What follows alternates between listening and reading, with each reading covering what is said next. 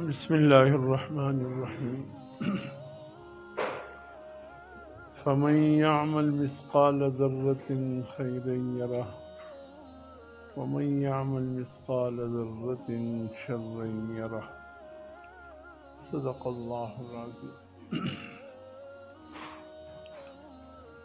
میرے محترم دوستو، ارشاد رب العالمین ہے،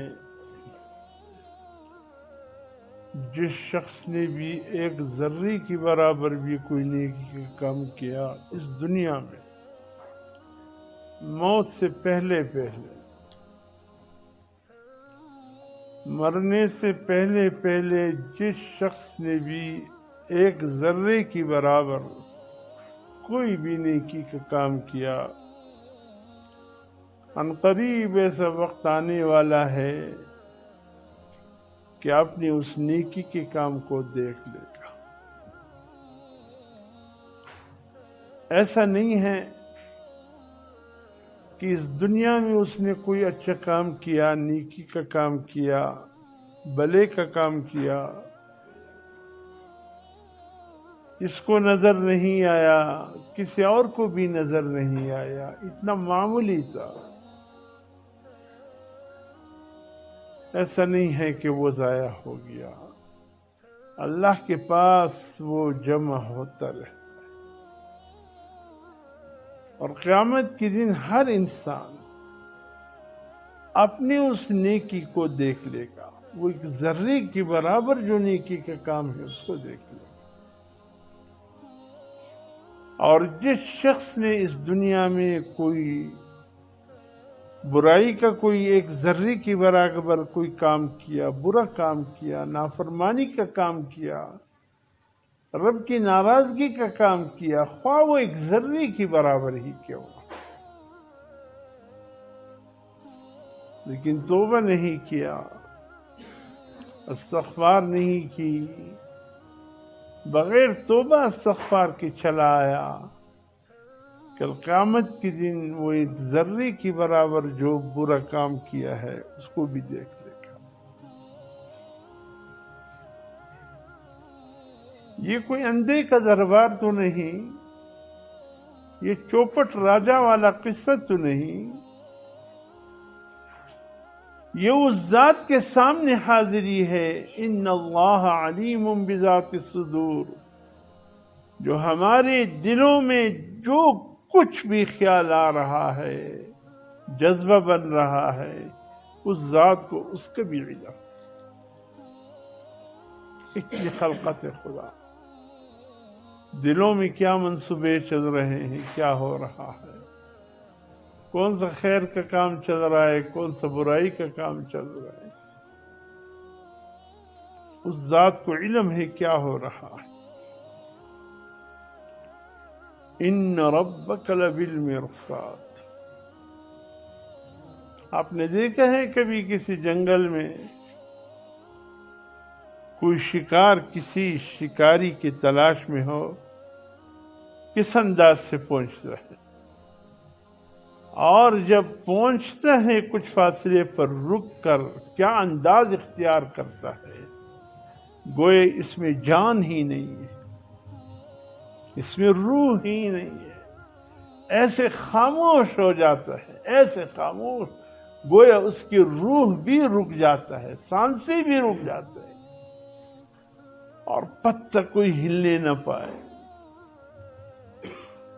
کئی شکاری اس کو اندازہ نہ ہو کہ کوئی اس کے تلاش میں ہے، گات لگا کر کے بیٹھا ہے۔ انسان تو انسان کی بات ہے، جانوروں میں بھی یہی کیفیت ہے۔ جب کسی بلی کو چوہا نظر آ جائے یا کوئی پرندہ نظر آئے اور اس چوہے یا پرندے کو وہ بلی نظر نہ آئے، تو پھر شکار کا انداز بلی کا کیا ہوتا ہے، کس انداز سے ایسے قدم اٹھاتا ہے کہ ان کو پتہ نہ چلے، گویا کوئی بے جان چیز ہے جو قدم آگے بڑھا رہا ہے۔ ہر جاندار جب دوسری اپنے مطلوبہ چیز کا شکار کرتا ہے، شکار کرنے کا انداز کیا ہوتا ہے؟ اللہ رب العزت فرماتے ان ربک لبالمرصاد، اللہ ہر بندے کی گات میں ہے۔ ہر بندہ، اللہ اس انداز سے ہر بندے کو دیکھ رہا ہے جس انداز سے گویا کوئی شکاری شکار کی نظر میں ہو اور شکاری دیکھ رہا ہو۔ اللہ کی ذات تو پھر بہت عظیم، اللہ کی بلا اللہ کی نظروں سے کوئی چپ کیسے رہ سکتا ہے؟ کسی کا خیال یہ نہ ہو کہ میں نے گناہ کر لیا، اللہ نے مجھے دیکھا بھی نہیں ہوگا۔ اللہ رب العزت فرماتے اس سورۃ مجادلہ میں، فرمایا جس مقام پہ تم دو ہو سمجھ لو تمہارا تیسرا خدا ہے، اگر تم تین ہو سمجھ لو تمہارا چوتھا خدا ہے۔ تم نہ کم ہوتے ہو نہ زیادہ، مگر تمہارا رب ادری تمہارے ساتھ ہوتا ہے۔ تم ایک دوسرے سے کبھی کان میں متوجہ ہو کر بات کرتے ہو تاکہ دوسرا نہ سنے، اللہ اس وقت بھی سن رہا ہوتا ہے تم اپنے ساتھی کے کان میں کیا بات کر رہے ہیں۔ ایک ایک چیز کو اللہ کو تم کر کے بھول جاتے ہو، اللہ نہیں بھولتا۔ ایک ایک چیز کا علم ہے اللہ، تو ایسا ذات ہے کہ اس سے ہمارے کوئی عمل مخفی نہیں، بلا کوئی عمل مخفی ہو جائے اچھے یا برا سوال ہی پیدا نہیں ہوتا۔ یہ ذرہ دیکھا ہے جب روشنی ہو سورج کی اور دروازے کی دو پارٹ ہو، ایک پارٹ ذرا کھل جائے، روشنی دروازے کے اندر سے کمرے میں آ رہی ہو، تو اس وقت اس روشنی میں کیسے ذرات اڑتے ہوئے نظر آتے ہیں ہمیں، حالانکہ اگر بند کر دے صاف ستھرا ہوتے کچھ بھی نظر نہیں آتا، لیکن جب روشنی اس پر تیز پڑ جاتی ہے اتنے ہزاروں لاکھوں ذرات اڑتے نظر آتے ہیں، ہم حیرت میں ڈوب جاتے ہیں، اتنے ذرات اڑ رہے ہیں۔ اس ذرے کی برابر بھی کوئی نیکی یا اچھا یا برا کرے، اللہ اس سے بھی اللہ کو علم ہے۔ بڑی بات تو بہت بڑی بات ہے۔ اس لیے حضور صلی اللہ علیہ وسلم فرماتے ہیں 5 چیزوں کے آنے سے پہلے 5 چیزوں کی قدر کرو، اس کو اللہ کی جانب سے موقع سمجھ لو۔ فرمایا موت کے آنے سے پہلے زندگی کی قدر کرو۔ خدا کی قسم چیخے گا، چلائے گا، لیکن ملک الموت کہے گا کہ تیرا اجل وقت پورا ہے، تیرا وقت پورا ہے۔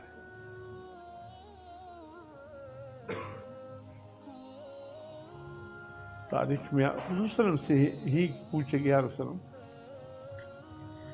بلکہ حضور صلی اللہ علیہ وسلم فرماتے کہ ملک الموت آ کر یہ بات کی کہ اللہ رب العزت فرمائے اے ملک الموت، کیا کبھی کسی کا روح لیتے ہوئے تمہیں ترس بھی آیا؟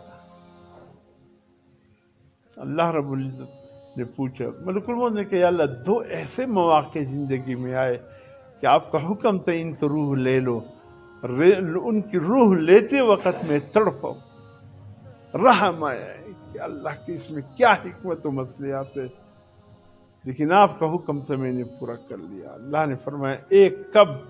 فرمایا اللہ ایک اس وقت جب ایک کشتی میں لوگ جا رہے تھے ایک مقام کی طرف، اور اس وقت کشتی پہ مسافر سوار تھے، رات کا اندھیرا تھا، کسی چٹان سے ٹکرایا اور ایک تختے پر ماں اپنے چھوٹا لخت جگر یا اسی وقت پیدائش ہوئی اسی تختے پر، یا 3-4 دن کا کوئی بچہ تھا، وہ اپنے بچے کو دودھ پلا رہی تھی، تختے پر رواں دوان تھی، اور باقی مسافروں کا کچھ پتہ نہیں چلا، صبح کی روشنی میں ڈوب گئے، کہاں چلے گئے۔ یہ ایک ماں اپنی والدہ کے ساتھ جا رہی تھی، اور یا اللہ وہی چھوٹا معصوم بچہ وہی ماں کا ایک رزق اس کا ذریعہ تھا، اور تیرا حکم آیا ماں کی روح کو قبض کر کہ اللہ اس بچے کا کیا بنے گا۔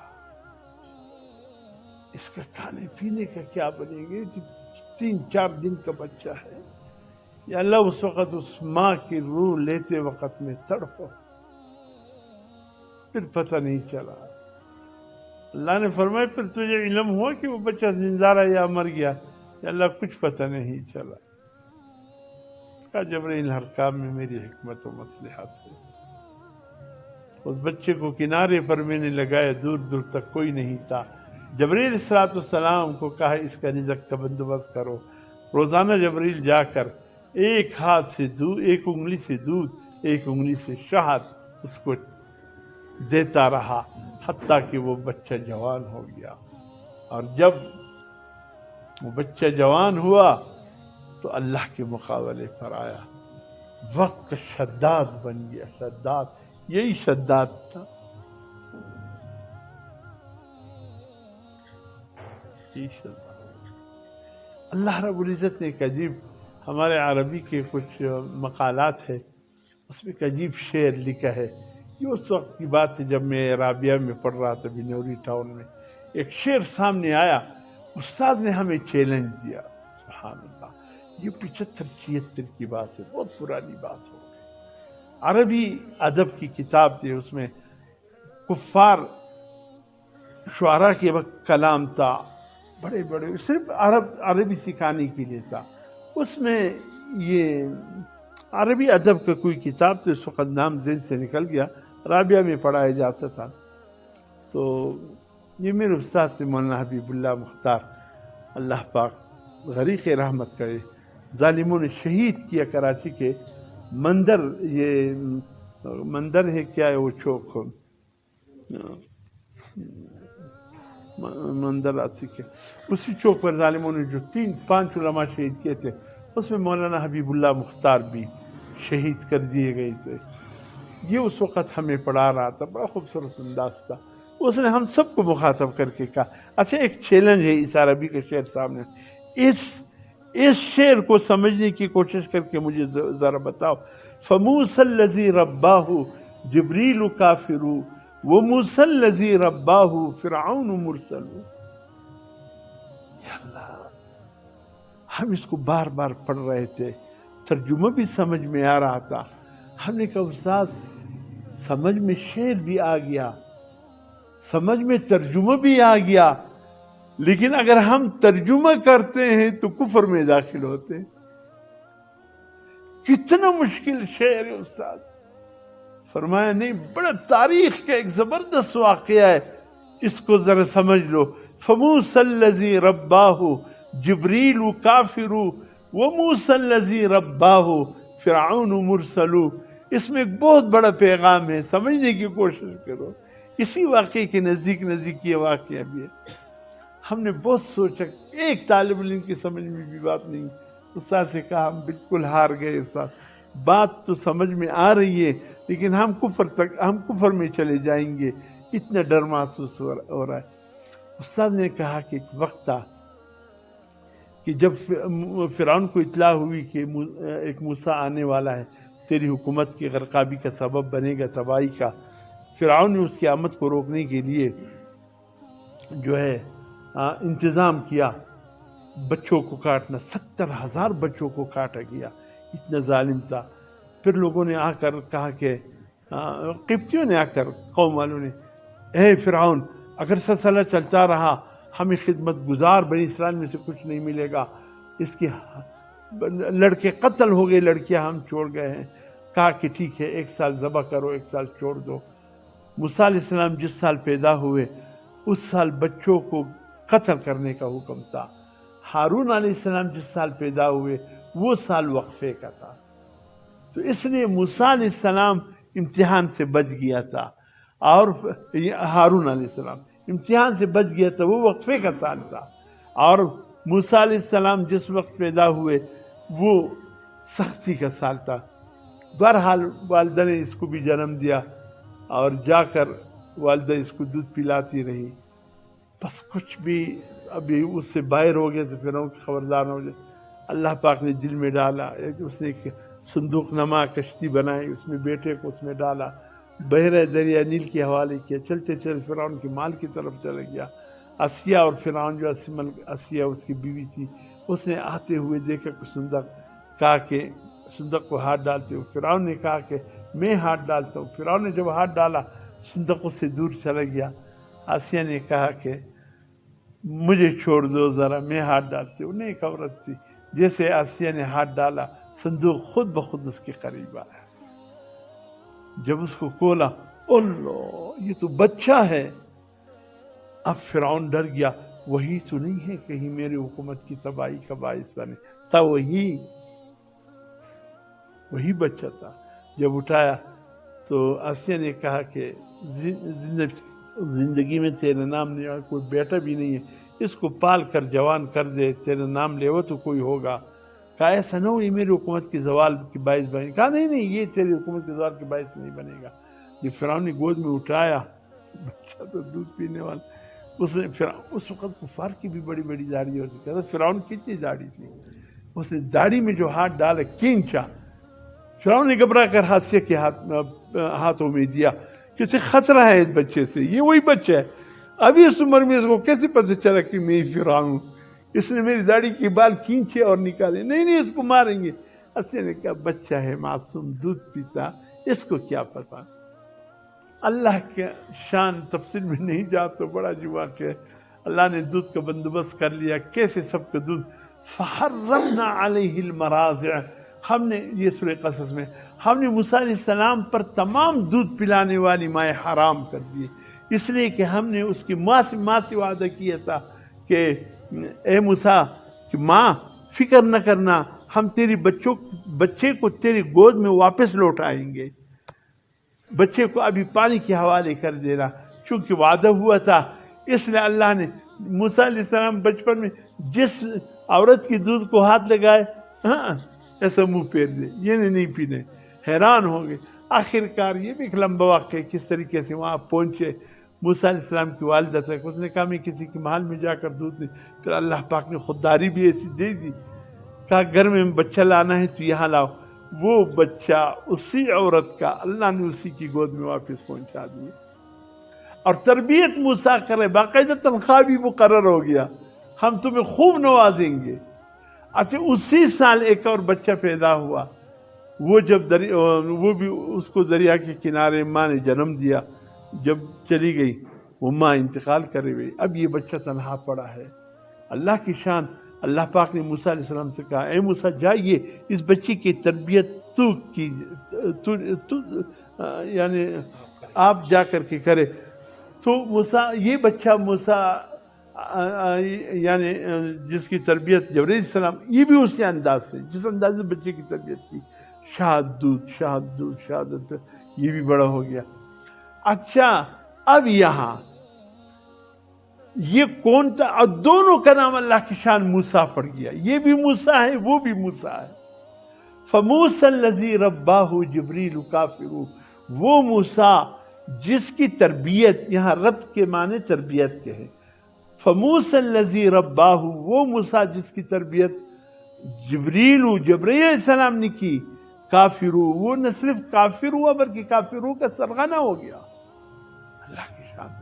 فموسیٰ الذی رباہ فرعون مرسل، وہ موسیٰ جس کی تربیت فرعون نے کی وہ وقت کا پیغمبر بن گیا، اللہ کی شان ہے۔ ایک جو ہے کافروں کا سرغنہ جس کی تربیت جبرائیل علیہ السلام سے کرایا گیا، اور ایک نبیوں کا عظیم رہنما جس کی تربیت فرعون نے کی۔ تو یہاں بھی یہی صورتحال تھا۔ وہ پھر وہ موسیٰ سامری، وہ نہیں موسیٰ علیہ السلام کے دور میں جو ساحر بن گیا تھا، سامری کے نام سے، جس کے نام واقعہ قرآن 16 سپارے میں پورا اس سامری کا ذکر ہے، یہی موسیٰ ہے، نام اس کا اصل میں موسیٰ ہے، اسی کی تربیت جبرائیل علیہ السلام نے کی، کیا بن گیا، اللہ کی شان ہے۔ یہاں بھی اس بچے کی تربیت جو اسلام السلام نے کی، یہ وقت کا شداد بن گیا۔ کہ دوسرے بچے کو جس پر تجھے ترس ہے کہ یا اللہ وہ شداد جس نے جنت بنایا تھا، ایک اینٹ سونے کا ایک اینٹ چاندی کا، جس میں جنت کی جتنی صفات تھے وہاں اس نے کوشش کے رکھ دیے، کہا کہ جس دن تیار ہوگا مجھے کہو میں اس دن داخل ہوں گا۔ اے اللہ جس وقت جنت اس کا تیار ہوا، تیرا حکم آیا کہ ملک الموت جس وقت اس کا ایک قدم جنت کے اندر ہو، ایک باہر ہو، روح لے لینا. یا اللہ اس وقت میں پہنچا، اس کا گھوڑے پر سوار تھا، شاہانہ انداز میں چل رہا تھا، اور اس وقت گھوڑے کا قدم گھوڑے سے اترا، تو جیسے اترا اس کے قدم ایک اندر میں نے روک دیا. کہا کون ہو تم؟ میں نے کہا ملک الموت ہوں. کہا جھوٹ مت بولو، کون ہو تم؟ اس ٹائم ہٹ جاؤ. کہا میں نے کہا ملک الموت ہوں، تیرا روح قبض کرنے کے لیے آیا ہو. کہا ہٹ جاؤ، اس وقت میں نے اپنی جنت کو دیکھنا ہے. کہا دیکھنے کا حکم اللہ نے فرمایا ختم ہو گیا ہے، بننے کی حد تک تھا، دیکھنے کی حد تک نہیں ہے. یا اللہ اس وقت اس شداد کا ایک قدم اس کی جنت کے اندر تھا، ایک باہر تھا، تیرا حکم تو روح لے لو. میں نے روح لے لیا، اسی دروازے پر گر گیا وہ. یا اللہ دل میں آیا کاش یہ اپنی جنت تو دیکھ لیتا. بڑی محنت اور مشقت اور پتہ نہیں کتنے ارمانوں سے بنایا تھا، کیا کیا اس کی دل میں باتیں تھی. یا اللہ تیرا حکم تھا کہ روح لے لو. اس وقت دل میں آیا کہ کاش ترس آیا اس شداد پر کہ روح قبض کرنے کا حکم تھا، کم از کم ایک نظر اپنی جنت کو دیکھ لیتا. یا اللہ اس وقت بڑا ترس آیا. اللہ نے کہا ملک الموت یہ دونوں بندے ایک ہی تھے، وہ جو کشتی کے تختے پر سوار تھا وہ یہی تھا جو آگے تھا. اللہ نے ایسی تربیت کی، لیکن کیا بن گیا. اب یہ عجیب اللہ کی دنیا ہے، عجیب لوگ دنیا سے، اللہ کی اس زندگی سے کیسے کیسے فائدے اٹھاتے ہیں، کیسے یعنی اللہ کی رضا کے کام کر کے اللہ کو راضی کرتے، ناراض کر کے ایسے ہی چلے جاتے. اس لیے حضور نے فرمایا اپنی زندگی کی قدر کرو موت کے آنے سے پہلے. چیخا تھا شداد، بہت چیخا تھا. ملک الموت نے ایک بھی منٹ، ایک سیکنڈ نہیں دیا. اللہ کا حکم پورا ہو چکا ہے. بڑے انسان چیخے گا کچھ فائدہ نہیں. اور فرمائے جوانی کی قدر کرو بڑھاپے کے آنے سے پہلے. خدا کی قسم پھر جوانی کا، بڑھاپے میں انسان کہے گا جوانی میں عبادت کرتا تو کتنا اچھا. ایک بڑا میاں راستے میں جا رہا تھا، کمر جھکائے ہوئے چند نوجوان ملے، ایسے ان کو بھی کچھ مذاق سوچا تو بابا سے کہا بابا سر جھکائے ہوئے نگاہ نیچے کر کے کیا ڈھونڈ رہے ہو زمین پہ. بابا بھی پتہ نہیں کس سوچوں میں جا رہا تھا، سر اٹھا کر کہا ہاں بیٹا جوانی ہاتھ سے جاتی رہی مجھے پتہ نہ چلا، اسی کو ڈھونڈ رہا ہوں کمر جھکائے ہوئے. پھر کمر جھکائے ہوئے ہم جوانی کو ڈھونڈ رہے ہوں گے، جوانی جا چکی ہوگی. اس لیے فرمایا بڑھاپے کے آنے سے پہلے جوانی کو قدر کی نگاہ سے دیکھو. اور تیسرا یہ حضور نے فرمایا اللہ نے صحت دیا ہو، صحت میں بہت کچھ کرو پہلے اس سے کہ بیماری آئے اور تمہیں بستر پر لیٹا دو. اس کے آنے سے پہلے اپنے صحت کی قدر کرو. اور فرمایا جب اللہ نے تونگری دی ہے اس کی قدر کرو. اس وقت کچھ رائے خدا میں اللہ کے لیے دیتے رہا کرو، اس کے آنے سے پہلے کہ جب فقر و فاقت تجھ پر آ جائے پھر کہو کہ اتنا ہوتا ہے ایسے کر لیتا ہو. وقت اللہ نے دیا وہ گزر گیا، پھر پتہ نہیں کہ ہاتھ میں آتا ہے کہ نہیں. اور فرمایا فرصت کی قدر کرو، فرصت کی قدر کرو مشاغل سے پہلے. خبر اس کی کہ ایسی چیز میں تم گرفتار ہو جاؤ کہ پھر فرصت کو تم ترسو. ہمارے بہت سے احباب، ایک دو مجھے ایسا ہوا کہ جوب جانا ہوا، پھر وہ ساتھیوں نے ایک ترتیب پروگرام بنایا تھا جوب میں. تقریباً میں 5-6 دن رہا، کوئی مزید ایسا نہیں رہا جوب میں جس میں بیان نہ ہوا، مدارس میں بیان ہوا. پھر مجھے رات کو اطلاع ملی نزدیک ایک جیل تھا، اس کی جیلر کی طرف سے پیغام آیا مجھے کہ یہ کوئٹہ کے قاری صاحب میں کئی دفعہ اس کی درس میں بیٹھا ہوں سنیری مسجد میں، آج اللہ نے یہاں جوب لایا، اس سے کہو صبح 10 بجے سے 12 بجے تک آپ ہمیں جوب کی جیل کے لیے وقت دے دیں، تمام جیلیوں سے آپ بیان کریں اصلاحی. میں نے کہا ٹھیک ہے. میں نے جیلر صاحب کو پیغام بھجوایا کہ میں آ رہا ہوں صبح. پھر اگلے دن صبح 10 بجے میں پہنچے جیل. بس وہ چکر ہے ان کے، چکر آتے 12 کے، اسی چکر میں کھلتے. چکر میں تمام قیدیوں کو بلایا تھا اور پھر اس کے سامنے بیان کیے پھر میں نے کہا خدا کی بندو، اللہ اگر تمہیں موقع دے دے، زندگی دے دے، پھر اپنا وقت تبلیغ میں لگاؤ اور کچھ وقت لگاؤ۔ کون کون؟ میں نے کہا 4 مہینے کے لیے تیار ہے۔ سب نے کہا ہم سب تیار ہے، کل سے تیار ہے۔ میں نے کہا ابھی کیا فائدہ، اب تو میرا اختیار ہے نہیں، لیکن جب اللہ آپ کو آزاد کر دے اس وقت لگا لینا۔ اب تو تم کل سے تیار ہو، جب فرصت تھی اس وقت آپ لوگ پتہ نہیں کن کن مشغلوں میں تھے۔ آج جب فرصت نے منہ موڑ لیا، اب آپ خیر کے کاموں کے لیے تیار تو ہے، لیکن موقع ہاتھ سے نکل چکا ہے۔ اس لیے حضور نے فرمایا مشاغل کے آنے سے پہلے فرصت کی قدر کرو۔ اللہ عمل کی توفیق عطا۔ محمد رات مل کر میرے ساتھ درود شریف پڑھ لیجیے۔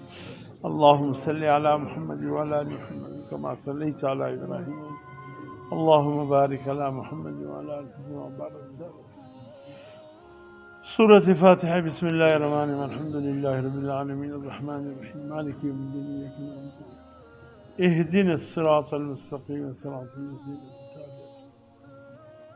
سورة إخلاص، قل هو الله 3 مرتبہ قل هو الله أحد الله الصمد لم يلد ولم يولد، قل هو الله أحد الله الصمد لم يلد ولم يولد، قل هو الله أحد الله الصمد۔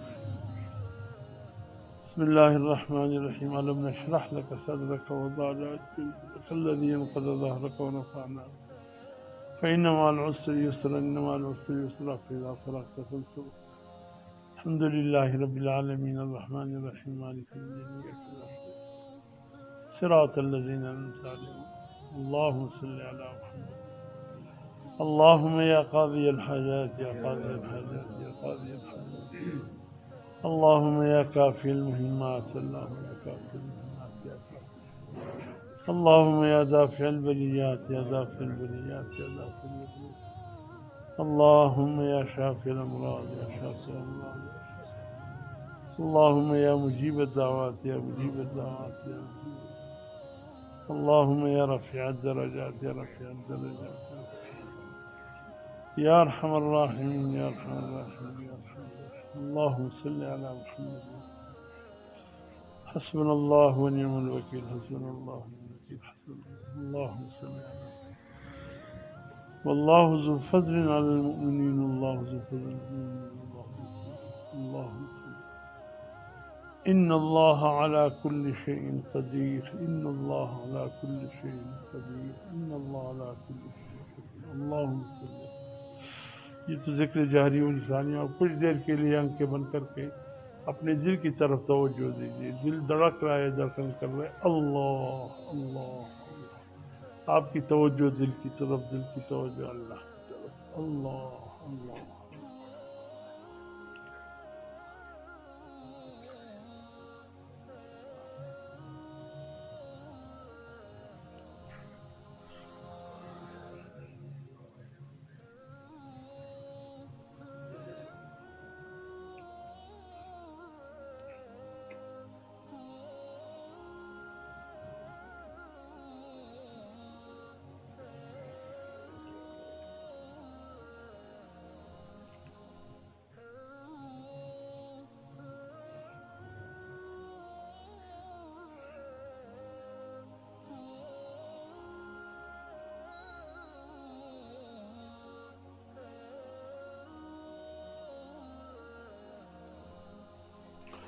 أشهد أن لا إله إلا الله وحده لا شريك له وأشهد أن الحمد لله رب العالمين، اللهم صل۔ ربنا فاغفر لنا ذنوبنا وكفر عنا سيئاتنا۔ الہ العالمین ہم سب کے گناہوں کو معاف فرما، یا اللہ صغیرہ کبیرہ گناہوں کو معاف فرما، یا بھول سے ہوئے ہوں یا نسیان، یا اللہ یا کر کے ہم بھول چکے ہوں، تمام کوتاہی تقصیروں کو معاف فرما۔ یا اللہ اپنی محبت کا ذرہ نصیب فرما، اپنی محبین کی محبت نصیب فرما۔ یا اللہ ان اعمال سے محبت نصیب فرما جو ہمیں تیرے قریب کر دے۔ یا اللہ ہم سب کی جائز حاجات کو پورا فرما، ہم سب کے ہر مشکل کو آسان فرما۔ مولا تمام بیماروں کو شفاء کامل عاجل، تمام مرحومین کی مغفرت فرما۔ الہ العالمین کرم رحم عافیت کا معاملہ۔ ہمارے گھروں کو خیر و عافیت کرم سے بھر دے، ہمارے محلوں کو امن و امن عافیت سے بھر دے، ہمارے شہر، ہماری بستیاں، ہمارے گاؤں کو یا اللہ امن سے، عافیت سے، خیر سے بھر دے۔ الہ العالمین کرم رحم عافیت، یا اللہ اپنے فضل کا معاملہ فرما۔ اللہم ارنا الحق حقا وارزقنا اتباعہ وارنا الباطل باطلا، صلی اللہ برحمتک یا ارحم